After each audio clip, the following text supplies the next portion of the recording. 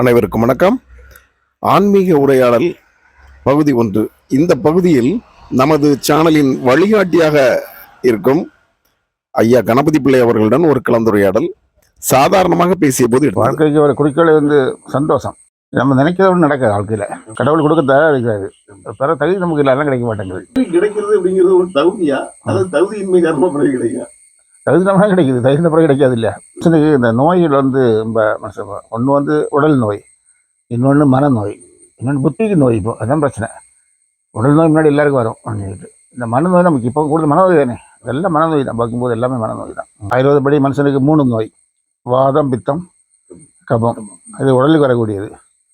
அது மாதிரி இந்த வாதம் பார்த்தா பிடிவாதம் மனசு வரக்கூடிய நோய். வீண்டாவாதம் பார்த்தீங்கன்னா இது புத்தி நாசனம் வரக்கூடியது. இப்போ எல்லாம் வீண்டாவாதம் பார்க்க எல்லாமே யாருக்கு பலனாதது தான் வீண்டாவாதம்.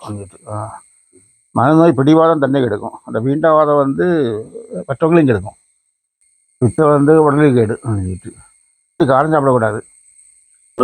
உடல் கெடுவதற்கு காரணம் காரம். ஆமாம். மனம் கெட்டதுக்கு காரம் அகங்காரம். ஒத்தி கெட்டதுக்கு மமகாரம். முதல்ல காரம் எல்லாத்தையும் கேடு. நம்ம எல்லா செயலுக்கு பின்னாடி ஒழிஞ்சிருக்கிறது மகிழ்ச்சி, சந்தோஷம். அது கிடைக்க மாட்டேங்குது. என்னது நம்ம எதை செய்யணுமோ செய்யலை, அதெல்லாம் கிடைக்க மாட்டேங்குது. இதுதானே மகிழ்ச்சியோடையது. வரக்கூடியதில் போகக்கூடியது இல்லை, இருக்கக்கூடிய தான். அந்த எல்லாம் வெளியேற்றணும் தேவையில்லாதெல்லாம். நம்ம உடம்புல பார்த்தீங்கன்னா 2 நாள் மோசன் போகணுன்னு இங்கே 2 நாள் யூரின் போகணும். அப்போ அந்த வேஸ்ட் தங்கு பார்த்தீங்களா, தங்க உடல் நோய் வருது. அது மாதிரி மனதிலே இது மாதிரி இந்த வேஸ்ட் தங்குனால தான் இந்த மகிழ்ச்சி இல்லை.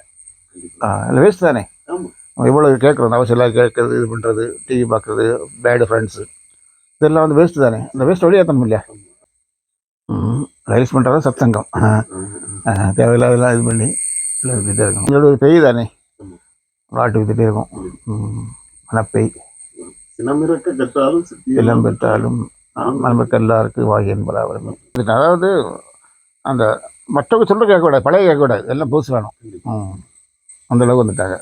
மற்றவங்க எல்லாம் முட்டாள், பழைய ஆட்கள் எல்லாம் முட்டாள். அப்பாவுக்குள்ள சொத்து வேணும், பாட்டாளி சொத்து வேணும், எல்லாம் வேணும். ஆனால் அவங்க உள்ள அறிவோ அவங்க உள்ள கருத்துக்களும் தேவையில்லை. இவனா சொல்கிறார், என்ன பாட்டுன்னு சொத்து வேணும், என்ன சொல்கிறேன்னா ஒத்துங்கிட மாட்டேன், 2 தான் போடுறேன். ஆனால் அவன் பேசுகிற மட்டும் மோசம். பாட்டுனா அப்பா எல்லாம் பேசுகிற மட்டும் இந்த அகங்காரம். அது ஒரு பாண்டு. புத்திக்கும் மனசுக்கும் ஆத்மாக்கும் இல்லை பாண்டு தான் அகங்காரம். நான் அது இருந்தாச்சுன்னா அகங்காரம் இல்லைன்னா எதுவும் இல்லை இல்லையா. சித்தர்கள்னா சித்தம் அடங்குறவர்கள் சித்தர். நம்ம சித்தம் அடங்கல் இல்லை, மனசு அடக்கம் இல்லை. ஒரு வாரம் சாப்பிடல, அதில் மனசே இருக்காது, திங்க் பண்ண முடியாது இல்லை. சாதாரண மனதை விட ஆராய்ச்சி மனம் உயர்ந்தது, ஆராய்ச்சி மனத்தை விட அடங்கிய மனம் உயர்ந்தது. ஆமாம். ஆராய்ச்சி பண்ணுறது டிஸ்டர்ப்டு மைண்டு தானே, ஒரு தெளிவை நோக்கி பயணம் பண்ணுது. ஆமாம். இப்போ ஆராய்ச்சின்னா எது பண்ண ஒன்று எக்ஸ்ப்ளோரிங், ஒன்று இம்ப்ளோரிங். இம்ப்ளோரிங் ஆராய்ச்சி, அது பிரச்சனை இல்லை. எக்ஸ்ப்ளோரிங் தான் பிரச்சனை, வெளியே போகிறது. இந்த வெஸ்டர்ன் சென்சர்னால் எக்ஸ்ப்ளோரிங் தானே, மனசை வெளியே விடுது. இந்தியன் இம்ப்ளோரிங், மனசை உள்ள இது பண்ணுறது. அந்த ஆராய்ச்சி நன்மை இருக்கும், உள்ள விடுறது இம்ப்ளோரிங். அந்த ஆராய்ச்சியில் எக்ஸ்ப்ளோரிங் ஆராய்ச்சி மனசை கிடைக்கக்கூடியது. அதை கண்டுபிடிக்கணும், அங்கே ராக்கெட் வரணும், இங்கே போகணும், வெளியே கண்டுபிடிக்கலாம். எக்ஸ்ப்ளோரிங் உள்ளதுதான். அது உடலுக்கு சுகம் இருக்குமே தவிர மனசுக்கும் புத்திக்கும் ஆத்மா சுகம் இருக்காது இல்லையா. உடலுக்கு மட்டும் சுகம் இருக்குது, மனசு கஷ்டப்படல செய்யுது. பெரிய வீடு வச்சு அதில் சூசைட் பண்ணுறான், ஏசி வீடு வச்சு சூசைட் பண்ணுறான், ஏசி காரில் சூசைட் பண்ணுறான். அப்போ என்ன மீனிங்? ஆமாம், சூசைட் பண்ணுறான். அதாவது எல்லாமே எக்ஸ்ப்ளோரிங், வெளியே போகிற இம்ப்ளோரிங் இல்லை. இம்ப்ளோரிங்லாம் மனசு சந்தோஷமாக இருக்கும் இல்லையா. எல்லாத்தையும் தாங்கும் இல்லை. இம்ப்ளோர் பண்ணது நம்ம நான் யாருன்னு கண்டுபிடிக்கிறது இல்லை. அமை அப்போ ஒரு சந்தோஷம். நான் யாருன்னா நிரந்தரம் இல்லை, இதெல்லாம் மாயா. இப்போ சூசைட் பண்ணுற ஒரு மீனிங் இல்லைன்னு தெரியுது. எக்ஸ்ப்ளோரிங் அப்படி இல்லை, கண்டுபிடிச்சு தெரியல இல்லையா.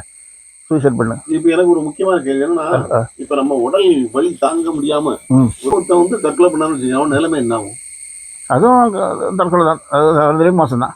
இல்லை, அவன் இடத்துல தவிக்கத்தானே செய்யணும். தவிக்கும், ஆத்மா தவிக்கும், இதோட தவிக்கும். நம்ம ஒரு கனவு காணது எவ்வளோ கஷ்டப்படுறோம், அதே மாதிரி அந்த ஆத்மா கஷ்டப்படும். சூசைட் பண்ணுறோன்னா நம்ம கனவு கண்டு ஒன்று பண்ண முடியாது, ஒரு துரத்திட்டு வரான், ஓட்டம் பயந்து எவ்வளோ பயந்துருக்கோம்.